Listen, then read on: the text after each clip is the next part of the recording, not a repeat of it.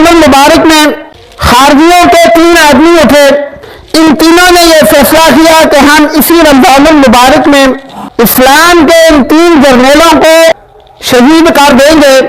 उसी रमजानुल मुबारक में हजरत अली रज़ियल्लाहु तआला अन्हु शहीद हो गए और इन्हीं 3 ग्रुप में से एक आदमी हजरत अमीर मुआविया रज़ियल्लाहु तआला अन्हु को भी कत्ल करने के लिए गया था।